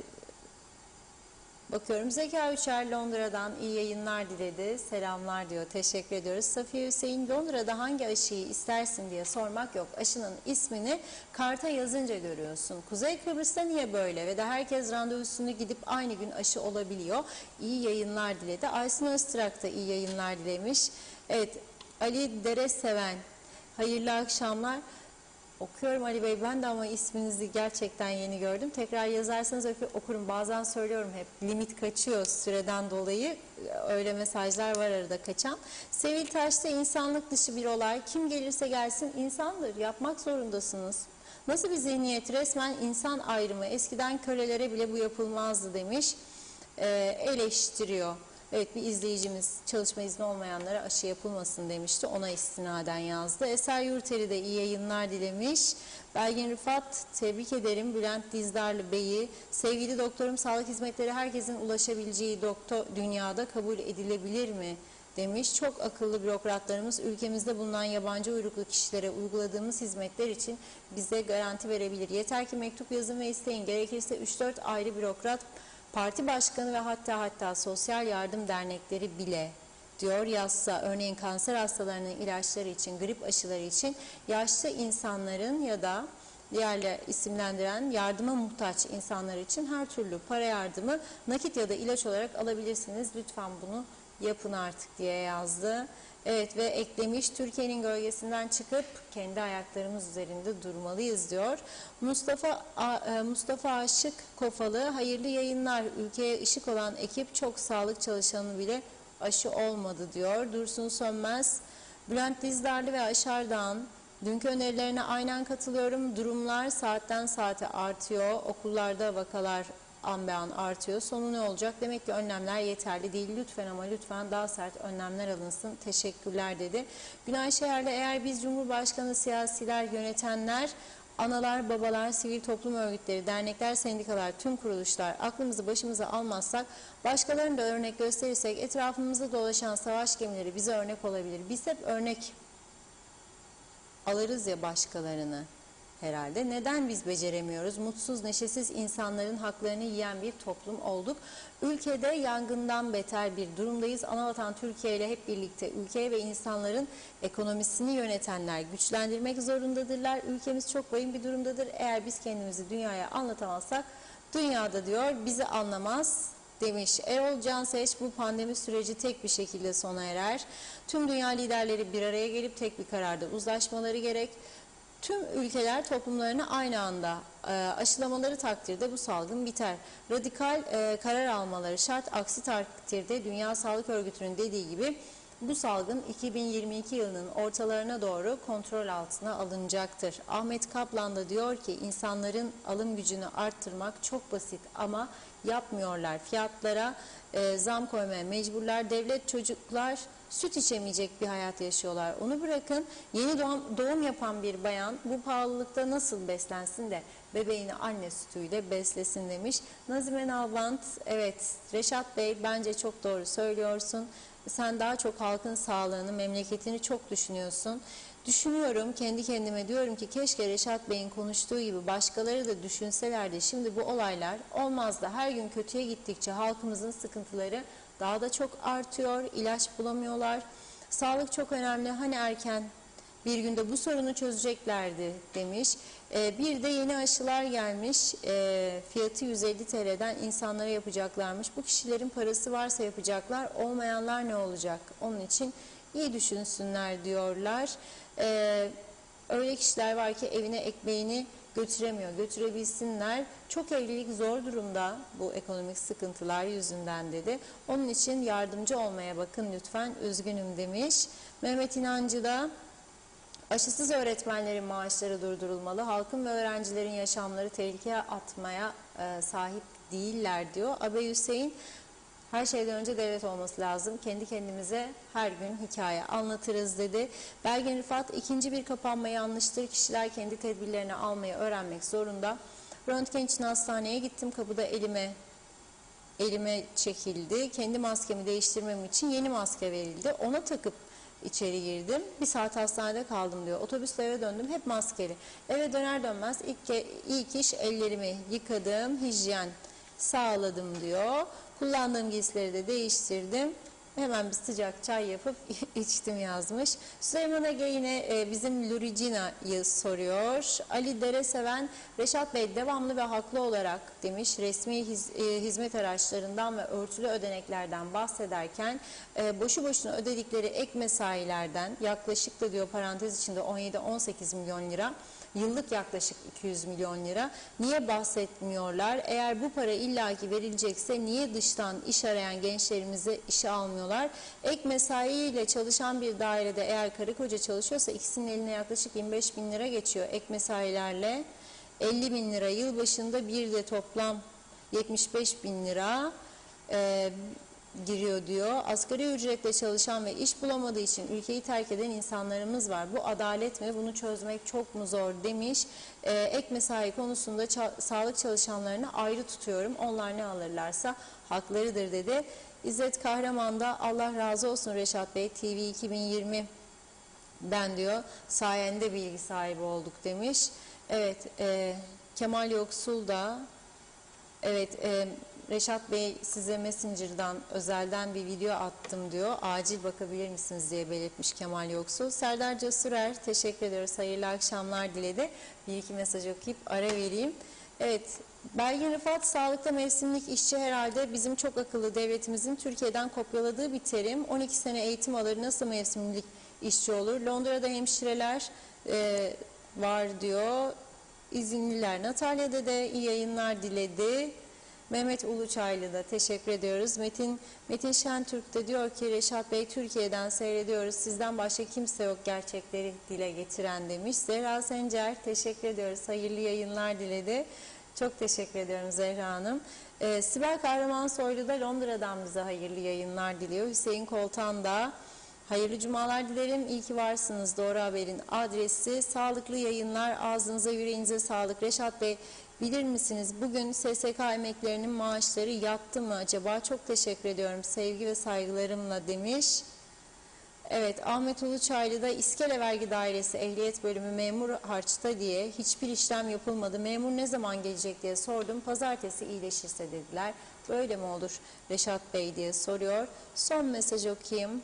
Zekiye Baş, Reşat Bey çarşamba günü 4.30'da MR çekimim vardı. Devlet Hastanesi'nde vezneye ödeme yapmadan sıraya giremiyorsunuz. Ödedim, beklemeye geçtim. Benden sonra gelen hastalar vezne kapandı diye ödeme yapamadan MR çektiler. Ben yanlış mı yaptım, öyle çevireyim, söyler misiniz diyor. Nerede devlet, nerede eşitlik? 4'te memur eve gidiyor demiş. Evet, bakıyorum. Necat Koray Sereker'de, Reşat Bey hastanede neler oluyor? İlaç yok, santral çalışmıyor. Randevu almak imkansız dedi. Evet, devam edeceğim mesajlara, burada ara vereyim. Sözü Reşat Bey'e bırakayım. Evet, Reşat Bey. Çok teşekkür ediyoruz bütün güzel mesajlar için. Bunların birçoğu bize yol gösterici oluyor. Daha hızlı araştırma yapmamıza imkan sağlıyor. Güney Kıbrıs'ta Larnaka'da yaşayan bir arkadaşımız var. İrfan Güneysoy.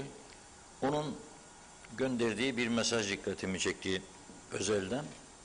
Diyor ki Larnaka'da yaşıyor, tabii biliyoruz bunu. Bir Rum arkadaşımla birlikte, hani bugün Kara Cuma dedikleri Black Friday, gidelim bir Mausa'ya dedik, Türk çarşısına, mağazalara falan ne var ne yok bir görelim. Bir kafeye girdik diyor, 4 mağaza, bir de restoran, hiçbirinde diyor girişte ne Adapas var, ne aşı kartı, hiçbir şey yok diyor, hiç maske de yok diyor. İnsanlar diyor iç içe girmiş ama hiçbir şey yok diyor. Çünkü siz bir karar alırsınız ama önemli olan o kararı denetleyebilmenizdir. Siz o kararı denetleyemediğiniz sürece o kararın bir geçerliliği yoktur. Alıyorsunuz ama o kararı denetleyemiyorsunuz. Sizin başından beri söylüyorum, tek sözünüz nereye geçiyor biliyor musunuz? Ercan Havaalanı. Oraya gelenlere basıyorsunuz falakayı, istediğiniz gibi aşı kartı veriyor size, PCR veriyor size. Başka ne isteyen arkadaş? Adapas veriyor, QR veriyor. Uçağın içinde forma dolduracaktın, doldurdu mu geç o masaya, git o masaya. Doğrudan işkence çektiriyorlar. Bu ülkeye sırf insan gelmesin, turist gelmesin, batsın diye. Bu akşam Başbakanımız Sayın Sucuoğlu gidecekmiş Ercan'a denetlemeye. Bakın ama. Daha önce Ulaştırma Bakanı gitti, şimdiki Ulaştırma Bakanımız. Dedi ki durum dedi iyi değil dedi, düzenleme yapılması lazım. Bir önceki Sağlık Bakanımız gitti. Ünal Üstel Bey. O da aynısını söyledi. Aradan bakın kaç zaman geçti. 1,5-2 ay. Hala olmadı. Şimdi Başbakanımız gidecek bu akşam, olacağını mı zannediyoruz bir şey? O da görecek, o da diyecek ki kabul edilemez. Yarın cumartesi pazar, pazartesi sen beni unut, 23 Ocak var geliyor. Bu iş böyle gidecek. Ama bu taraftan ülke içindeki olanları bitenleri göremiyoruz. Bir hastanenin emekli baş doktoru yıllarımı sağlığa adamış adam diyor ki çok sayıda halen diyor doktorumuz ve hemşiremiz var diyor aşılanmamış. Bunu bile düzeltemedik. Bunun önlemini bile alamadık. Tamamen kötü partizanlık, kötü propaganda anlayışı. Daha başka ne söyleyeyim? Bunları konuşuyoruz. Tabii tek dert korona değil. Birçok ilaç bulunamıyor. Mustafa Bağlı Bey, bu programın altına yazmakta zorlanıyor biliyorum. 2 gündür hastanede yaşadıklarını anlatıyor. Bugün diyor ki, gittim diyor doktoruma diyor, bana dedi ki diyor, al bu iğneyi. Gittim eczacıya, yoktur dedi diyor. Doktora dedim ki ben dışarıdan alırım, sen bilirsin dedi diyor. Gittim dışarıya, 1150 lira galiba aklımda kaldığına göre, öyle bir para istedi. Aman Allah'ım dedim, ben emekli bir adam 1150 lira nasıl ödeyeceğim? Geri gittim doktora, doktorum dedim diyor, böyle böyle. Ben sana söyledim hastaneden al, yoktur. Onun muadili bir şey yazayım demiş. Tekrar gittim diyor, amca demiş bu da yoktur. Anladabildiniz mi? Bu da yoktur. Şimdi o bugün Sağlık Bakanlığı önünde dertli bir annenin eylemini arkadaşımız Ömer Kadiroğlu gitti orada görüntüledi, konuştu. Size onu aktarıyoruz. Bugün burada delirmiş bir anneyim. Çaresizlikten delirmiş bir anneyim. Çocuğum her gün kullanması gereken ilaca, devlet tarafından bize sağlanması gereken ilaca ulaşamıyor. Benim çocuğumun diğer çocuklarla eşitlenebilmesi için bu ilaca ihtiyacımız var. Kanser Hastaları Derneği açıklama yapıyor. MS Hastaları Derneği açıklama yapıyor. Herkes sosyal medyada. Görünür olmak istiyoruz artık. Hasta yakınları biz buradayız. Biz çaresizlikten uyuyamıyoruz. Biz çaresizlikten uyuyamıyoruz. İlacı getirtmeye çalışıyoruz. Orada yasak. Gümrükten sokmuyorlar, aldıramıyorsunuz, yasak. Devletin bana vermesi gereken ilaçtır bu. Kırmızı reçeteli bir ilaçtır. Bu çocuğun her gün içmesi gereken ilaçtır. Benim çocuğumun şu anda sadece 3 günlük ilacı kaldı. 3 gün sonrasında ne olacak? Kanser hastasına siz diyebilir misiniz? Ölme, şu anda ilaç yok, tedavi olmama. Ne demek? Devlet vatandaşının sağlığını, yaşamını, hakkını korumak zorundadır. Temel hakkımızdır. Sağlık temel hakkımızdır. Yaşam temel hakkımızdır. Şu anda tedarik yok. Hiçbir yerde ilaç yok. Bu bir seçenek değil beyefendi. Bu bir seçenek olamaz. Hastanın ilacı siyasi alet olamaz. Hastanın ilacı seçenek olamaz. Hasta her gün bu ilacı almak zorundadır. Devamlılığı zorundadır. 10 sene sonra çocuk benim oğlumun karşısına devlet çıkıp diyecek ki hadi gel vatani görevini yap oğlum askere. Benim oğlum demeyecek mi? Önce sen görevini yaptın mı devlet? Önce sen görevini yaptın mı? Nerede benim ilacım? Bakanlık suç işliyor. Ben bugün burada oturmaya başlayacağım. Ve bana müspet cevap gelene kadar benim özelimde bütün hasta hakları için müspet cevap gelene kadar ben burada oturacağım. Gerekirse çadır kuracağım, gerekirse ateş yakacağım. 11 yaşında ve şu anda 3 gün sonra benim çocuğum tahtadaki yazıyı defterine geçirmekte zorlanacak. Çünkü benim oğlum diskografi hastası. Ve bu ilaç sayesinde yaşıtlarıyla eşitleniyordu. Benim oğlum başarı gösterebiliyordu. Peki benim çocuğumun geleceği kaydığında kim bana yardımcı olacak? Kim? Eğer bir devlet bir hastayı, bir acizi kollayamıyorsa, koruyamıyorsa kapatsınlar kapıyı.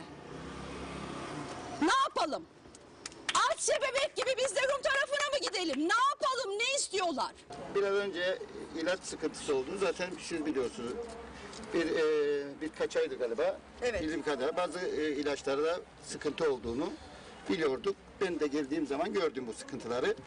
Biz bu sıkıntıları zaten basında da açıklamıştım. En kısa sürede çözeceğiz. Ve bu kısa sürede çözeceğimiz de 10-15 gün. Bak biraz önce içeride bayanlar görmüştük. bakın. Beraber girdik Evet. içeri. Geldi sorunlar. Haklıdırlar. Yani bu ilaçların mutlaka temin edilmesi gerekmektedir. Çünkü ben bir doktorum. Kronik hastaların mutlaka kullanması gereken bazı ilaçlar var. Bazı sıkıntılar oldu. Bunları biz biraz sabredip 10 gün içerisinde çözeceğiz. Yani bu sipariş veriliyor. Maliye Bakanlığı da bizimle iştirakleri bulunduk. Gerekli para temin edilmiştir. Onun için 10 güne kadar ilaçlar bu ülkeye gelecek. Gerekli olan ilaçlar gelecek.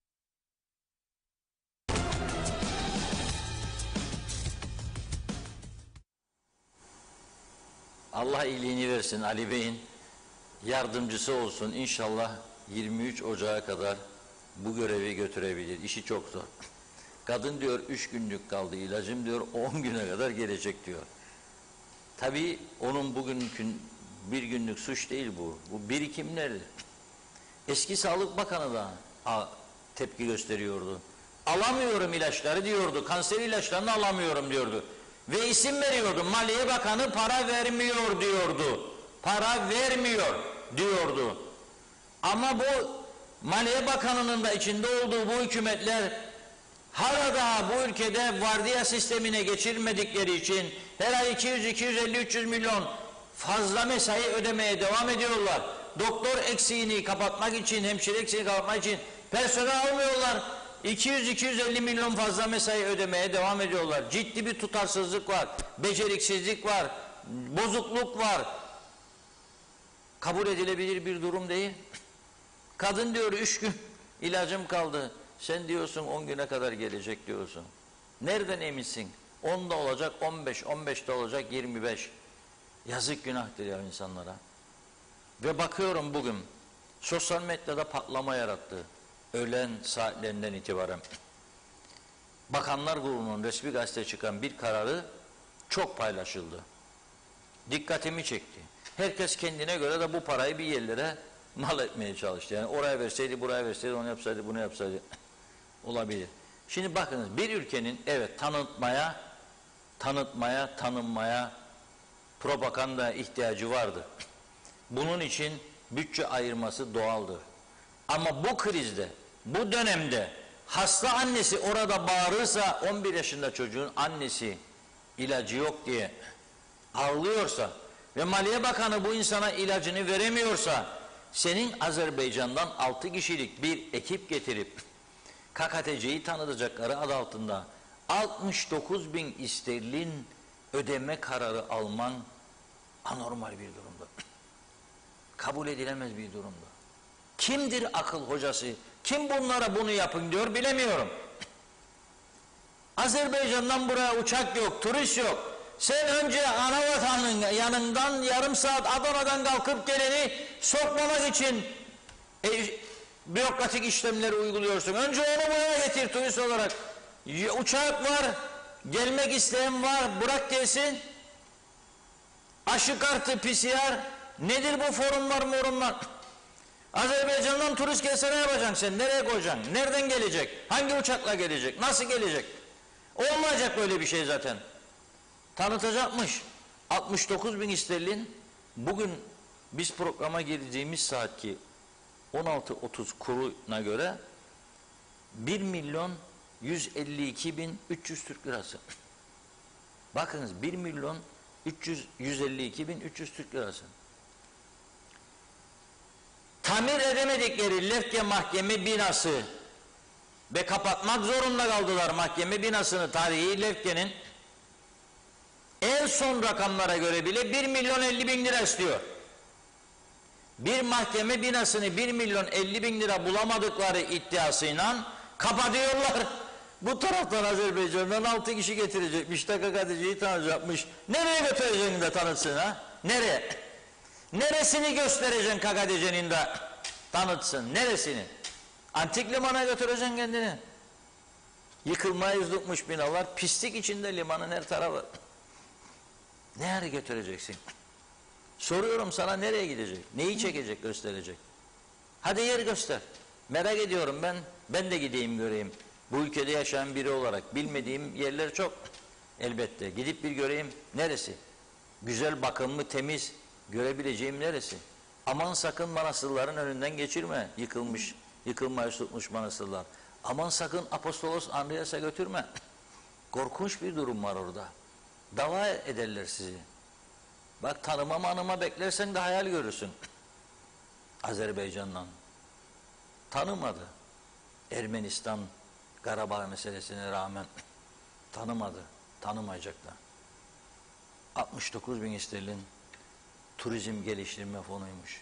Turizmciler battı, mahvoldu. Turizmciler kan alıyor. Size söz geçiremiyorlar. Otelciler Birliği, seyahat acentecileri, rehberler hepsi diyor ki bu uygulamalarla bu ülkeye turist gelmez diyor. Önümüzü kapadınız, bize zarar verdiniz, vermeye devam ediyorsunuz diyor. Siz hala da turizme, ekonomiye, darbe üstüne darbe vuruyorsunuz. Sonra da KKTC'ye gelip tanıtma amaçlı bir şeyler yapacakmışlar. Film 69.000 sterlin veriyorsunuz. Hadi Türkiye televizyonlarında bir tane tanıtım gösterin bana, göreyim de alkışlayayım. Hadi bir tane KKTC'yi tanıtan reklamınız var mı? Var mı bir tane tanıtan reklamınız? Da atlıyorsun sen Türkiye'nin üstünden Azerbaycan'a gidiyorsun. İngiltere'de yaşayan kardeşlerimizi bırak, İngiliz turistleri getiremiyoruz. Rum tarafının çift aşıyla kabul ettiği benim Kıbrıslı Türk vatandaşlarımı sen 2 aşı bir PCR'a rağmen kabul etmiyorsun. Sen onlara işkence üstüne işkence üstüne işkence, adapas istiyorsun, QR istiyorsun, forum doldurmalarını istiyorsun. Buraya geldiğinde onları bir vezneden bir vezneye ezdiriyorsun ve bir yığın adam orada boşu boşuna tutuluyor, maaş ödeniyor. Bu tarafta hemşire yok. Eğer o havalanında görevlendirilenler içinde hemşire varsa yazık, günahtır. Çek hastaneye onu, hastalara baksın. Kaldırın bu maskaralıkları havalandan. Bakın, kimse size bırakın elini kolunu sallayan gelsin de buraya korona gelsin demiyor. Kimse size aşısızları bu ülkeye koyun demiyor. Kimse size PCR'dan vazgeçin demiyor. Rum tarafı PCR istemez, siz onu da isteyin diyor hatta. Ama o bürokratik işlemler yakışmıyor ya. Ve siz bu taraftan Azerbaycan'a, ve tekrar söylüyorum, mahkeme binası için en son keşif 1.050.000 Türk lirası. Ve o parayı bulamadınız diye siz, mahkeme kapandı Lefke'de.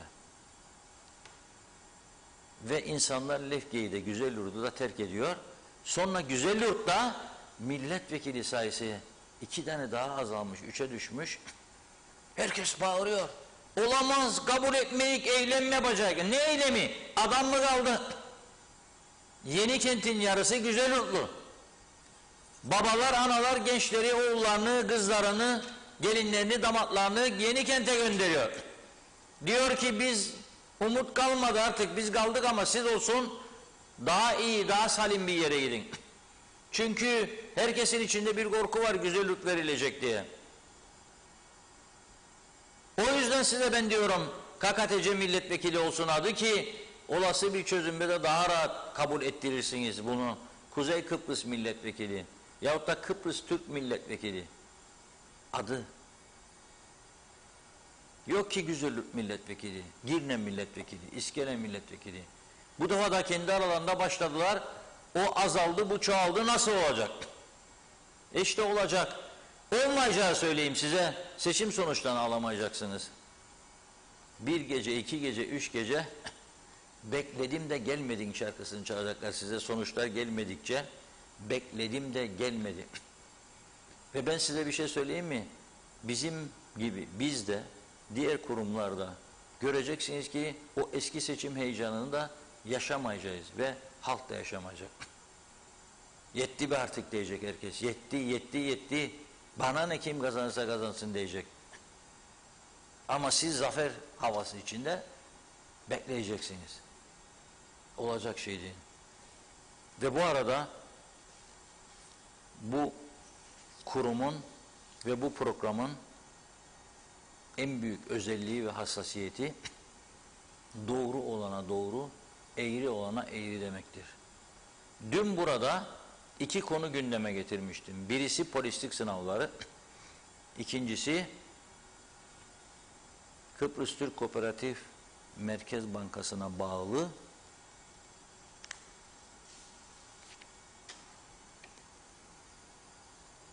dairede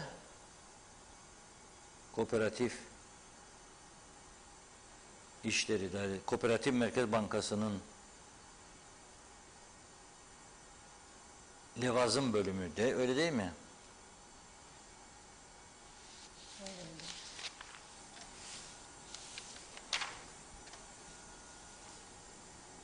Evet. Binboğa Yem Fabrikası'ydı, doğru. Seçim var ya, bu kooperatif Binboğa Yem Fabrikası'nın, Koop Gaz'ın, Koop Levazım'ın aşırı derecede istihdamdan dolayı maaş ödemekle zorlandığını herkes biliyor mu? Biliyor. İlgili sendikanın daha geçtiğimiz haftalarda orada personel alımını önlemek için eylem yaptığı biliniyor mu? Biliniyor. Peki ne oldu da seçime saatler kala siz oraya 25 kişi almak istediniz? İşe alınacak olan, işe alınması için söz verilenlerle bizim bir derdimiz yok. Kim olduklarını bilmiyorum ben. Bilmek de istemem. Herkes, işsiz olan herkese Allah yardımcı olsun. Herkes çalışsın, çabalasın. Bir iş sahibi olsun. Geçimini sağlasın. O ayrı bir konu. Ama seçime saatler kala 25 kişinin batmış bir kuruluşa alınması için siyasi güç kullanmak doğru bir şey değildi. Ve kooperatif şirketler mukayyede olarak Kemal Denizdana bu işe karşı çıktı diye hükümet onu görevden almak istedi. Seçim yasakları bugün başladı. Dün görevden alınması için Cumhurbaşkanlığına yazı gönderildi. Ve ben buradan çağrı yaptım Cumhurbaşkanı'na. Lütfen dedim, imzalamayın bunu. Siz dedim artık UPP Genel Başkanı değilsiniz. Siz bütün halkı kucaklaması gereken bir Cumhurbaşkanısınız. Ve teşekkür ediyorum. imzalamadı. Kemal Denizdan'a görevine devam ediyor. Ama burada kalmayacak herhalde bu iş. Seçim sonrasına uzar. Herkes orada hesabını görsün. Başarısızsa kooperatif şirketler mukayyedi çoktan görevden alırdınız onu. Yok ki 25 kişinin atanmasına izin vermedi. Bu bir. İkincisi nedir? Bazı yolsuzluk ve suistimal iddialarının üzerine gitmesi. Gitti diye vurun kılıncı yerine cezalandırın. Ne hakkına gidiyorsun kardeşim? Burası artık yolsuzluk, suistimal cenneti oldu. Sen ne yapmaya bunun üzerine gidiyorsun? Olur mu böyle bir şey ya? Gözümüzün içine baka baka. Bu halk size izin verecek mi buna? Ve geliyorum polislik sınavına. Futbol oynarken kavga etmiş. Her maçta hemen hemen çıkıyor kavga. Ne oldu? 16 yaşında. Diğer konularda başarılı, 5 puan keseceğine 15 puan. Birine soru soruyor. Bir tanesi de galiba Hazreti Muhammed'in annesi kimdir diye bir soru sormuşlar. Bilemedi diye sen onu polis yapmıyorsun ya. Ha? Ben burada istemiyorum makam yeri vereyim. Ama daha önce çok söyledim. En önemli makamlardan bir tanesi. Olabilir mi ya bu ülkede günlük en çok satan gazetenin adını ya televizyon adını bilmesin. Hiçbir televizyon adını bilmesin. Hiçbirisinin bu arada yaşayan ve burada önemli bir görevde. Da sen polise yani sırf size verilen listeyi alasınız diye mi yapıyorsunuz bunu? Olmaz. Dün söyledim, bugün tekrar ediyorum. 3 tane önemli kurumumuz kaldı ayakta, güvenebildiğimiz. Polis, asker, yargı. Lütfen bunlara dokunmasınlar. Yoksa bu küçücük ülke tamamen yaşanmaz hale gelir. Tamamen. İyi, aklı başında insan, yurt dışında iş yapabilecek bütün insanlar terk eder burayı.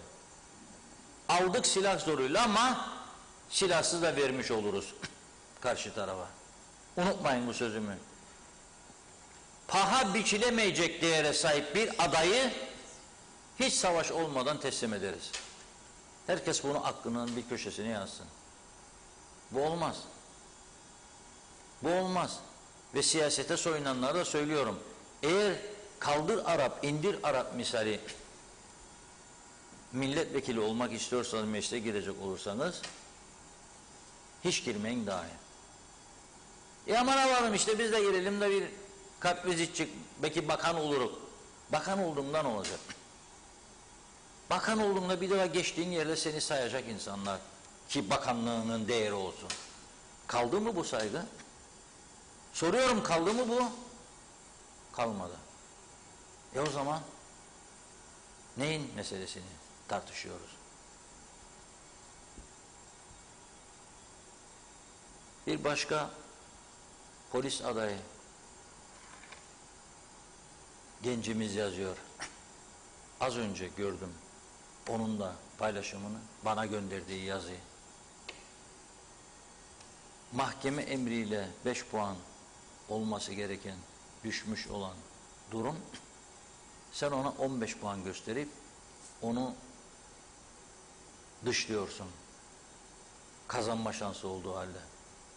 Polisimizin ben kendi inisiyatifiyle bunu yaptığına inanmak istemiyorum. Eğer siyasetin baskısı varsa burada, gölgesi varsa bu işi temizleyin diyorum. Bu işi lütfen temizleyin. Gerekirse yenileyin sınavları ve bir daha bu gençlerimizin önünü açınız. Çünkü bu ülke gözümüzün içine baka baka ayrımcılık siyasetini kaldıramaz. Seçimleriniz size kalsın.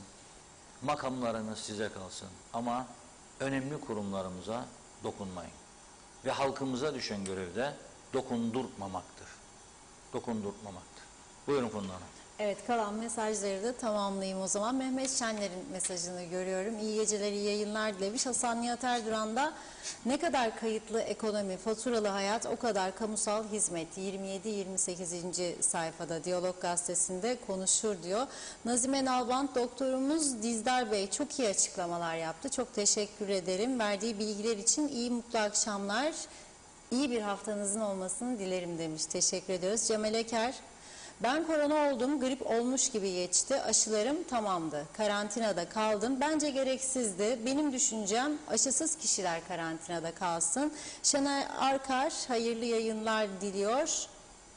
Evet, Nazlı Sammali iyi yayınlar diledi. Her fırsatta Covid yükselince okulları kapatmak isterler. Bir kapanırsa hiç açmazlar. Yazık olur. Her fırsatta eğitimi kapamak. Londra'dan selamlar diledi. Vedat Özkan herkese iyi akşamlar yazmış. Teşekkür ediyoruz. Hasan Nihat Erduran ödülsüz soru. Kaç yıldır izole, ambargolu ve direkt ulaşımsızız diyor. Doğan Falyalı da faturalı vergi iadeli sistem bir yumurta satsa vergisini vermeli. Evde sokakta gizli iş yaparlar kayıtsız. Peki sen vermezsen o vermezse kim vergi verecek? Vermezse devlet zorla almalı İngiliz'in yaptığı gibi. Soner Sabriler selamlar Londra'dan.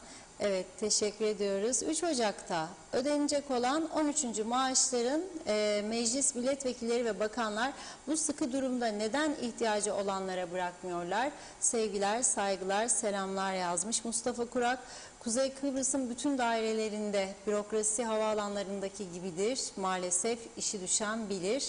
Nilüfer Canova bravo kadına yazdı. Mehmet İnancı ne kadar kötüdür Reşat Bey. Devletim diyenler hastalara ilaç tedariği yapmaması çok kötü. Bu şekilde devletçilik olamaz. Abey Hüseyin de diyor ki hangi devletten bahseder bu acılı anne? Gözümüzün önünde ortak olduğumuz devlet var. İsmi de Kıbrıs Cumhuriyeti'dir. Mustafa Pelin Baydar, evet, bir odun lazım, bir de her ülkeye bir deli lazım demiş. Yazık, acil şifalar diliyorum. Salih Mullalı 13. maaş var, daireye gitmeden ödemeler devam. Hiçbir şey yapmadan oluyor bunlar fakat ilaç almaya para yok maşallah dedi. Evet, Necdet Mavi Gözlü de evet Raşit Bazıbağlı'nın başka söyledikleri de var demiş. Yine Afrika kökenli kişilerle ilgili çok dolu diyor hastaneler. Pazartesi yeniden buluşmak umuduyla dedi.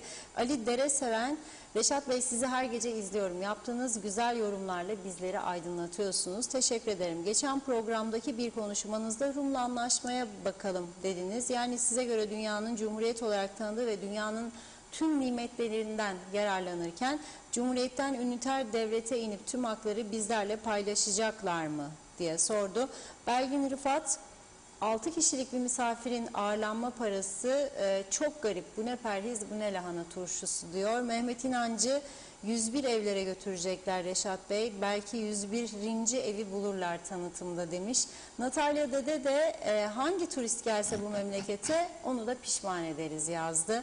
Handan Felek hayırlı yayınlar Funda Hanım Reşat Bey. Ağlanacak halimize güleriz. Mehmet Kurtulmuş Maraş'ı gezdirecekler herhalde diyor gelecek olan heyete.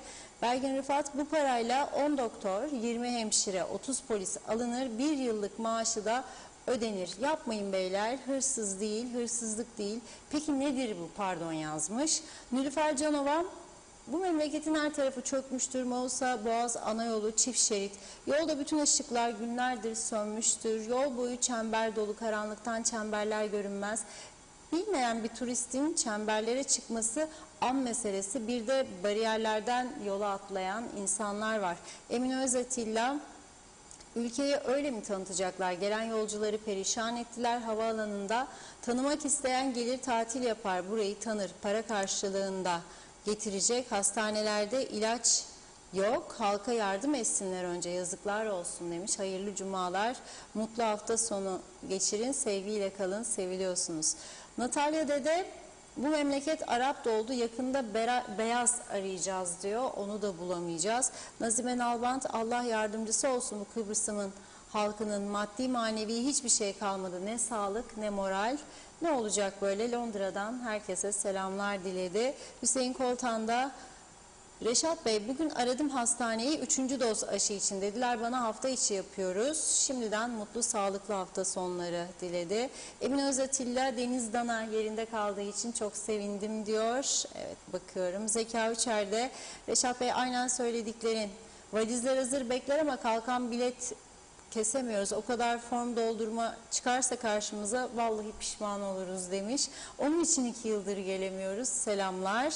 Hasan Nihat Erduran, yargı, polis, asker eşittir. Asayiş, ticari hayat, gelir vergisi, halka hizmet, özetle hayırlı akşamlar. Mehmet İnancı, listeye göre polis alımı yapıldıysa bu bir nevi rozetçiliktir Sayın Akar. Allah gençlerimizin yolunu açık etsin. Gençlik büyük bir karamsarlık yaşamakta diyor. Belgin Rıfat, çok yazdım özür dilerim demiş. Olur mu Belgin Hanım? Evet, yazdıklarımı birleştirip makale mi yapsam diyor. İşin şakası, güzel bir yayın oldu. İyi akşamlar, iyilikle kalın. Hoşgörü ve empatiyi yaşam şekli haline getirelim. Hep bana değil, hepimize diye düşünmeye çalışalım ve imkanlarımız yettiğince birilerine dokunalım, yardım edelim. Hoşça kalın, sağlıkla, mutlulukla yazdı. Niyazi Beter'e dilinize sağlık Reşat Bey. İyi yayınlar diledi. Evet, Aytaç Bey, evet. Allah kolaylık versin hepimize. Allah yardımcımız olsun. Saygılarımı arz ederim Funda Hanım. Bir gün Çile Bülbülüm şarkısını dinleriz inşallah. Dinleyeceğiz tabii. İyi hafta sonları dilerim yazdı. Evet, bakıyorum son mesajlar. Gülten Karamanlı da bizi Covid değil döviz öldürecek zaten. Hüseyin Akın, Reşat Bey polislik sınavına kat kravat giden çocuklarımıza not verilmedi. Sakallı spor kıyafetle giden çocuklara yüksek not verildi. Bu notlar neye göre verildi diye sormuş. Mehmet Akın, evet artık bir şey yazmayacağım diyor. Vatandaşlıkları gündeme getirmediniz diye gönül koymuş. Üzgünüm diyor. Semra Altunterim de, Reşat Bey teşekkürler. Bir tek siz gündeme getiriyorsunuz polislik mülakat skandalını, diğer medya kulaklarını kapattı. Birinci geleni ekonomik sebepler nedeniyle öğrenci belgesini geç götürdüğü için askerliği geç ertelemiş diye operasyon yapıp elediler. Adalet istiyoruz. Hasan Çakıcı da, lütfen sorar mısınız, işsizim, işe başlamak için hangi partiyi tutmam lazım? Ben bilmiyorum, bana yardımcı olur musunuz demiş. Yıldız Beyleroğlu da, ben gelmek istiyorum fakat Ercan'ın durumunu görünce gerçekten Londra'dan gelmekten vazgeçtim diyor. Natalya Dede de iyi hafta sonu diledi. Evet, Necdet Mavi Gözlü de, evet uzun mesajları tabii kısa kesmek durumundayım. Süremiz çok kısıtlı kaldı. Hüseyin Kayerdal da, Reşat Bey ne demiş? Bu ülkede torpilli 17 yaşında asker de gördüm. Gerisini siz düşünün dedi. Son mesaj Ethem Durankin'e aktarayım. İyi akşamlar. Gaye Türkçü olmak değil. Bu mandırayı Niko'ya teslim etme değil mi diyor. Evet, çok teşekkür ediyoruz mesajlarınıza. Bugünlük burada noktalıyorum mesajları. Reşat Bey buyurun. Evet, Girne'den gelen Alsancak bölgesinden bir kısa görüntü vardır. Rezil bir durum var daha doğrusu. Onu aktaralım.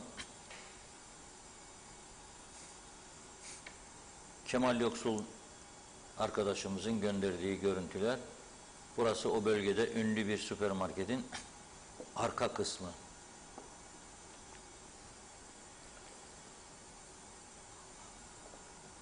Akıntılar var, sular var, pislikler var.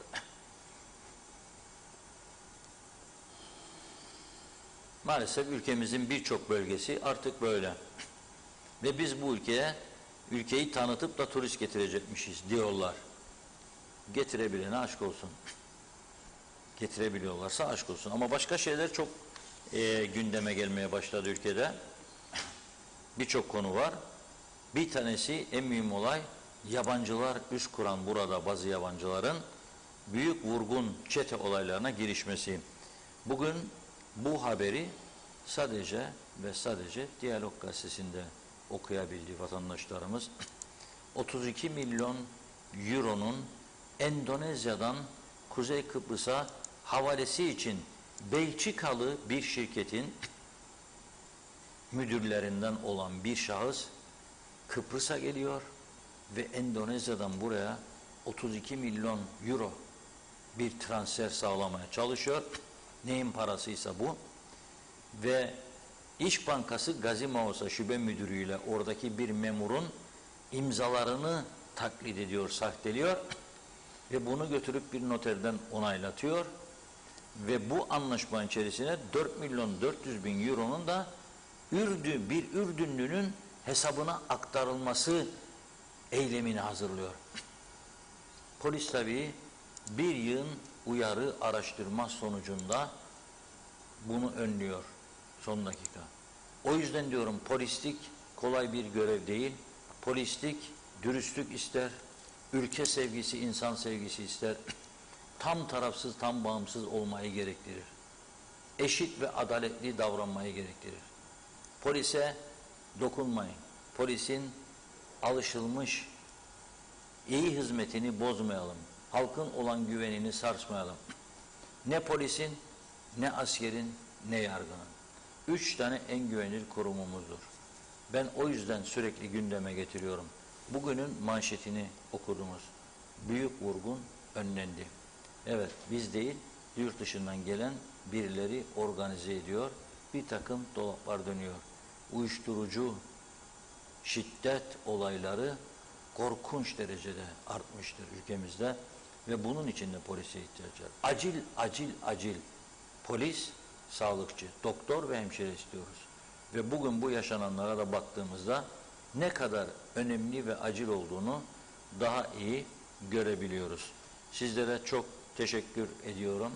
Sağ olun, var olun ama bizden ayrılmayın diyorum. Pazartesi günü yine kaldığımız yerden devam edeceğiz. Biz de her zamanki gibi size teşekkür ediyoruz değerli yorumlarınız için ve sevgili izleyenlerimiz, bugünlük Gündem Özel programımızı burada noktalıyoruz. Güzel bir hafta sonu geçirmeniz dileğiyle. Hoşçakalın.